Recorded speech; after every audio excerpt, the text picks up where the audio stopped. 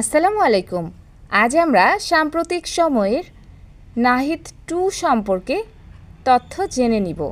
নাহিদ-2 কি আপনারা কি জানেন? নাহিদ-2 কিন্তু সমন্বয়ক নাহিদ নয়, এটি একটি ইরানের উৎক্ষেপণকৃত স্যাটেলাইটের নাম।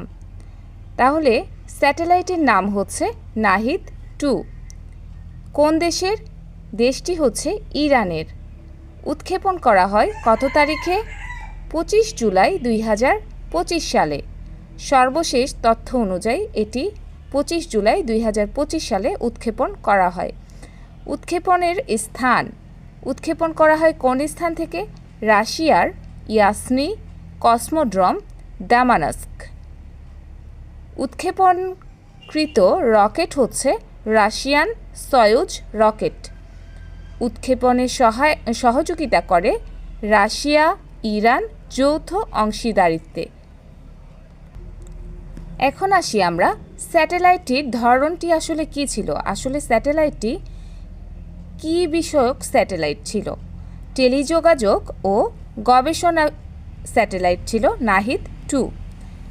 উৎক্ষেপণ সংস্থা, নাহিদ-2 স্যাটেলাইটটির সঙ্গে উৎক্ষেপণ সংস্থা কি ছিল? Iran space research centre ISRC। এই নাহিদ-2 স্যাটেলাইটটি উৎক্ষেপণের কয়েকটি উদ্দেশ্য রয়েছে। এই উদ্দেশ্যগুলো আমরা জেনে নিই। ইরানের নিজস্ব টেলিযোগাযোগ ক্ষমতা বৃদ্ধি, মহাকাশ প্রযুক্তির উন্নয়ন, কক্ষপথে গবেষণা ও উপাত্ত সংগ্রহ।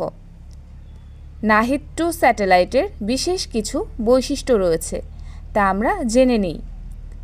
এটি কক্ষপথে 12 মাসের বেশি সময় কাজ করতে সক্ষম।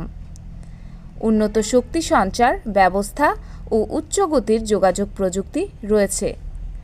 নাহিদ সিরিজের দ্বিতীয় স্যাটেলাইট, প্রথমটি ছিল নাহিদ-1।